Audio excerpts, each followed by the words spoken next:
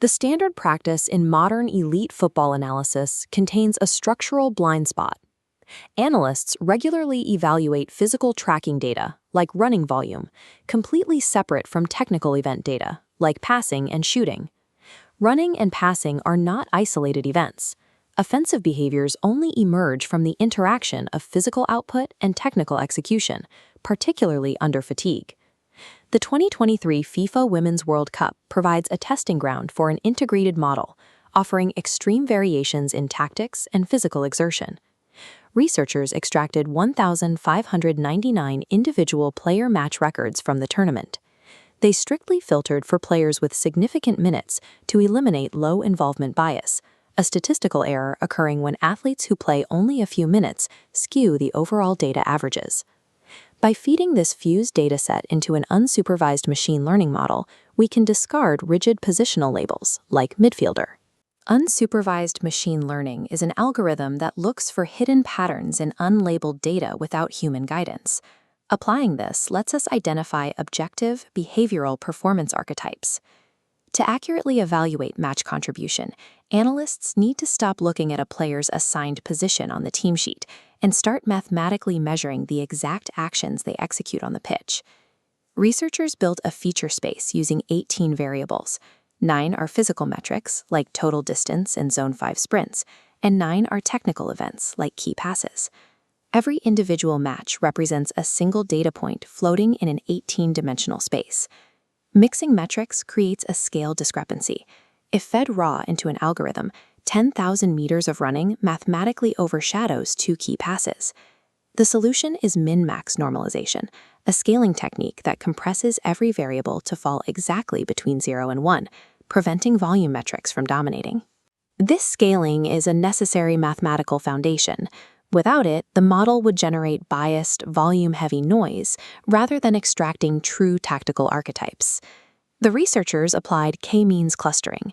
K-means clustering is an algorithm that measures Euclidean distance to group data points that share similar mathematical signatures. The model determined that 18 distinct clusters was the most stable solution for grouping player behaviors. This was calculated using the gap statistic, a mathematical method that compares the change in within-cluster dispersion to an expected reference distribution. Because we cannot visualize an 18-dimensional space, the data has to be flattened to be interpreted by analysts. The researchers used principal component analysis, or PCA. PCA is a dimensionality reduction tool that compresses complex multivariable data onto a readable tubal twain while preserving as much statistical variance as possible. This PCA projection groups player matches into 18 clusters. The horizontal axis accounts for 49.6% of variance, heavily weighted by aerobic volume. The vertical axis captures 15.1% of variance, driven by sprints. Compact periphery groups, like clusters 1 and 17, indicate specialized roles. Contrast those with the overlapping regions in the center, like clusters 6 and 9. These boundaries indicate transitional or more generalized playing styles. This 2D map represents the tactical landscape of elite women's football, as defined by the objective mathematical reality of pitch execution.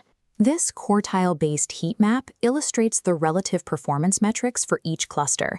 Notice the signature for cluster 13. The dark red fourth quartile nodes peak precisely in sprints, high-speed runs, and dribbles. This chart shows the explosive winger archetype. Cluster 13's radar chart relies on repeated sprints and wide-channel execution. Now look at Cluster 1, the complete forward. Its radar chart peaks simultaneously in sprints, total shots, and key passes, outlining high exertion and creation. We can contrast the complete forward with Cluster 18, the penalty box striker. Cluster 18 features isolated spikes in headed shots and total shots, but lower metrics for total distance and Zone 5 running. Buried in the raw centroid data is a critical comparative insight. The average running volumes and moderate speed activity in elite women's football are mathematically similar to those in elite men's football. This data clarifies assumptions about work rate. It shows that the primary physical differentiators between the men's and women's game exist strictly in top-end explosive sprint outputs, not overall distance covered. Defining these objective archetypes provides actionable intelligence for coaching staffs. Instead of generic fitness drills, coaches can design specific physical conditioning programs, such as repeated sprint tolerance for a cluster 13 winger. Traditional scouting often assumes that a player possesses a single, static playing style.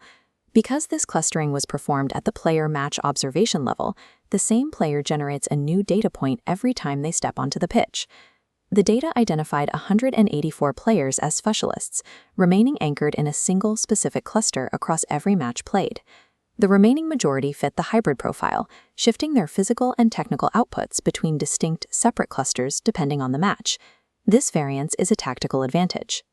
It is driven by shifting instructions, adjustments to opponent quality, or adapting to specific game states, like chasing a lead versus killing the clock. Evaluating a player based on a single match ignores their tactical elasticity. True elite value often lies in a player's capacity to shift archetypes on demand. Fusing physical tracking and technical event data via unsupervised learning offers a pathway away from rigid, generalized positional labels. This has an immediate impact on recruitment. Data science departments can now scout for a specific 18-variable profile to fulfill an exact squad role, rather than searching for a generic forward. It also changes daily training. Analysts can benchmark individual players against exact cluster centroids to identify specific developmental deficits. Cluster centroids are the exact mathematical center points of a cluster, representing the ideal archetype. The 2023 Women's World Cup data shows that the game at the highest level is more complex than traditional football vocabulary allows. If your analysis is still segmenting physical and technical outputs, you are missing a critical part of the match picture. The future of elite football analysis belongs to those who stop defining players by assigned positions and start measuring the multivariate archetypes they actually execute.